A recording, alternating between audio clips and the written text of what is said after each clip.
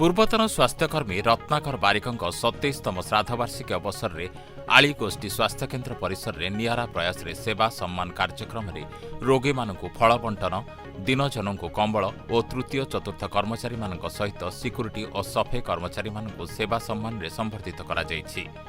Jagannath charitable trust ଆନୁକୂଲ୍ୟରେ ରଶ୍ମିରଞ୍ଜନ ବାରିକଙ୍କ ସଂଯୋଜନାରେ ଆଳି ସ୍ୱାସ୍ଥ୍ୟକେନ୍ଦ୍ରରେ ଡାକ୍ତର ପ୍ରଣବ କୁମାର ଶୁକ୍ଳା, ଇନ୍ଦ୍ରଭାନୁ ପ୍ରଧାନ ସମ୍ବାଦ ସାହିତ୍ୟ ଘର ସଂଯୋଜକ ପ୍ରମୋଦ କୁମାର ମଲ୍ଲିକ, ଚାରିଟେବୁଲ ଟ୍ରଷ୍ଟର ସଭାପତି ମଦନ ମହାନ୍ତି, ଅବସରପ୍ରାପ୍ତ ସ୍ୱାସ୍ଥ୍ୟକର୍ମୀ ଗୋବିନ୍ଦ ଚନ୍ଦ୍ର ନନ୍ଦ, ସରୋଜିନୀ ରାଉତ ପ୍ରମୁଖ ଯୋଗଦେଇ ସ୍ୱର୍ଗତ ବାରିକଙ୍କ ସ୍ମୃତିଚାରଣ କରିଥିଲେ। ସ୍ୱର୍ଗତ ବାରିକ ଜଣେ ନିଷ୍ଠାପର, କର୍ତ୍ତବ୍ୟନିଷ୍ଠ, ସଚ୍ଚୋଟ, ପରୋପକାରୀ ମଣିଷ ପରି ମଣିଷଟିଏ ଥିଲେ। ଦମନ ମହାନ୍ତି, ଶ୍ରୀ ଜଗନ୍ନାଥ ଚାରିଟେବୁଲ ଟ୍ରଷ୍ଟ ସଭାପତି। ଆଜି ବି ଗୋଟେ ସୁନ୍ଦର କାର୍ଯ୍ୟକ୍ରମ ହେଉଛି ମେଡ଼ିକାଲ ସ୍ୱାସ୍ଥ୍ୟ କେନ୍ଦ୍ରରେ, ଆଜି ଆପଣ ସାମିଲ ହେଇଛନ୍ତି କ'ଣ? ଆଜି ଆମର କାର୍ଯ୍ୟକ୍ରମ ଥିଲା ସ୍ମୃତି ତୁମେ ରତ୍ନାକର। ଯେଉଁ ରତ୍ନାକର ଜଣେ ବ୍ୟକ୍ତିତ୍ୱ, ରତ୍ନାକର ବାରିକ, ଯିଏକି ଦୀର୍ଘ 27 ବର୍ଷ ପୂର୍ବରୁ ଚାଲିଗଲେଣି, କିନ୍ତୁ ତାଙ୍କର ସ୍ମୃତିରେ କାର୍ଯ୍ୟକ୍ରମ ଥିଲା। ଏହି କାର୍ଯ୍ୟକ୍ରମରେ ମେଡ଼ିକାଲରେ ବିଭିନ୍ନ କାର୍ଯ୍ୟକ୍ରମ ହୋଇଛି। ଫଳ ବଣ୍ଟନଠୁ ଆରମ୍ଭ କରି କମ୍ବଳ ବଣ୍ଟନ, ଆମର ଚତୁର୍ଥ ଶ୍ରେଣୀ କର୍ମଚାରୀଙ୍କୁ ସମ୍ବର୍ଦ୍ଧନା, ଅନ୍ୟାନ୍ୟ କାର୍ଯ୍ୟକ୍ରମ ହୋଇଛି। ଏଇଭଳି କାର୍ଯ୍ୟକ୍ରମ ତାଙ୍କର ସୁପୁତ୍ର ରଶ୍ମିବାବୁଙ୍କ ସହଯୋଗିତାରେ ହେଇଛି। ଏମିତି କାର୍ଯ୍ୟକ୍ରମ ଯଦି ଆସନ୍ତା ସମୟରେ ବିଭିନ୍ନ ଯୁବବର୍ଗମାନେ ନିଜର ବାପା ମାଆଙ୍କ ସ୍ମୃତିରେ କରନ୍ତେ, ତାହେଲେ ସମାଜ ପାଇଁ ଏକ ଅନନ୍ୟ ଉଦାହରଣ ହୋଇପାରନ୍ତା ବୋଲି ଆମେ ଆଶା ରଖୁଛୁ ଏବଂ ଏହାକୁ ସମାଜ ଗ୍ରହଣ କରିବ ବୋଲି ଆମେ ଆଶା ରଖୁଛୁ। ମୁଁ ଗୋବିନ୍ଦ ଚନ୍ଦ୍ର ନନ୍ଦ, এই ଆଳି ଉନ୍ନୀତ ପ୍ରାଥମିକ ସ୍ୱାସ୍ଥ୍ୟ କେନ୍ଦ୍ରରେ ଦୀର୍ଘ 20 ବର୍ଷ ଚାକିରି କରିକି ରିଟାୟାର୍ଡ କରିଛି। ମୋ ସହିତ ଆଜିର ଯେଉଁ ଉତ୍ସବ ଅନୁଷ୍ଠିତ ହୋଇଛି, ସେ ଉତ୍ସବର କର୍ଣ୍ଣଧାର ଆମର ଥିଲେ ରତ୍ନାକର ବାରିକ, ଯିଏକି ଏହି ଅନୁଷ୍ଠାନରେ ଦୀର୍ଘ ଦିନ ଧରି କାର୍ଯ୍ୟ କରି ଯାଇଛନ୍ତି। ତାଙ୍କ ସହିତ ମୁଁ ଦୀର୍ଘ ଦିନ ଧରି କାର୍ଯ୍ୟ କରିଛି। ସେ ଜଣେ ଉତ୍ତମ ବ୍ୟକ୍ତି ଥିଲେ। କାହାରିଠାରୁ ଆର୍ଥିକ ସହାୟତା ସେ ଗ୍ରହଣ କରୁନଥିଲେ।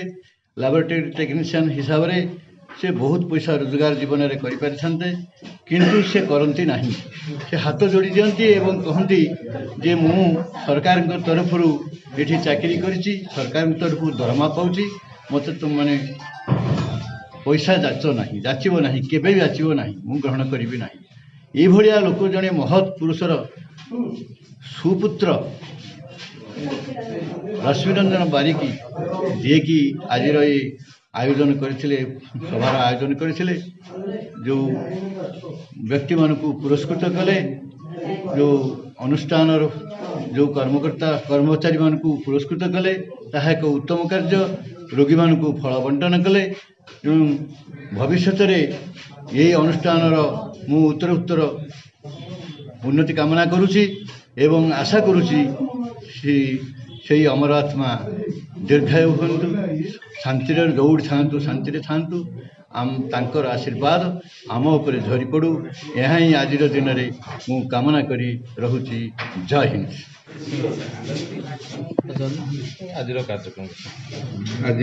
କାର୍ଯ୍ୟକ୍ରମ ରତ୍ନାକର ବାରିକ ବୋଲି ଜଣେ ସ୍ୱାସ୍ଥ୍ୟ ବିଭାଗର ଏଠି ଲାବୋରେଟୋରୀ ଟେକ୍ନିସିଆନ୍ ଥିଲେ, ଯାହାଙ୍କର କାର୍ଯ୍ୟକଳାପରେ ଅତ୍ୟନ୍ତ ସ୍ୱଚ୍ଛତା ଥିଲା, କର୍ତ୍ତବ୍ୟପରାୟଣତା ଏବଂ ସାଧୁତା ତାଙ୍କ କର୍ମର ମୂଳମନ୍ତ୍ର ଥିଲା। ତାଙ୍କ ସ୍ମୃତିରେ ଆଜି ଯେଉଁ ବାପା ମାଆଙ୍କ କ୍ଷେତ୍ରରେ ସନ୍ତାନ ସନ୍ତତିମାନଙ୍କର ଅବହେଳା ଦେଖାଯାଉଛି, ସେ କ୍ଷେତ୍ରରେ ତାଙ୍କର ସୁପୁତ୍ର, ଯିଏ ବର୍ତ୍ତମାନ ସ୍ୱାସ୍ଥ୍ୟ ବିଭାଗର ଜଣେ କର୍ମଚାରୀ ଅଛନ୍ତି, ବିଭିନ୍ନ ସାମାଜିକ ଗଠନମୂଳକ କାମ ସହିତ ସେ ବାପାଙ୍କ ଶ୍ରାଦ୍ଧ ଦିବସରେ ଆଜି ରୋଗୀମାନଙ୍କୁ ଫଳ ବଣ୍ଟନ ସହିତ ସାଧାରଣ ଯେଉଁମାନେ ପୀଡ଼ିତ ଲୋକ ସେମାନଙ୍କୁ ଶୀତ ବସ୍ତ୍ର ବଣ୍ଟନ ଏବଂ ସ୍ୱାସ୍ଥ୍ୟ କେନ୍ଦ୍ରର ଚତୁର୍ଥ ଶ୍ରେଣୀ କର୍ମଚାରୀମାନଙ୍କୁ ସମ୍ବର୍ଦ୍ଧିତ କରି ଗୋଟେ ନିଆରା ଉଦାହରଣ ଅନ୍ତତଃ ସମାଜ ପାଇଁ ସୃଷ୍ଟି କରିପାରିଛନ୍ତି।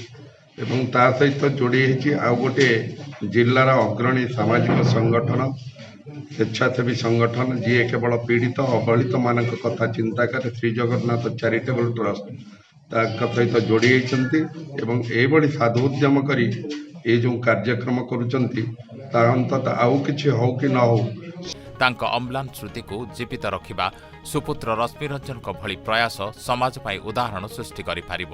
ଟ୍ରଷ୍ଟ ପକ୍ଷରୁ କାଳିନ୍ଦୀ ମଲ୍ଲିକ, ସଡ଼କ ବନ୍ଧୁ ସୁଶାନ୍ତ କୁମାର ତରାଇ କାର୍ଯ୍ୟକ୍ରମ ପରିଚାଳନା କରିଥିଲେ।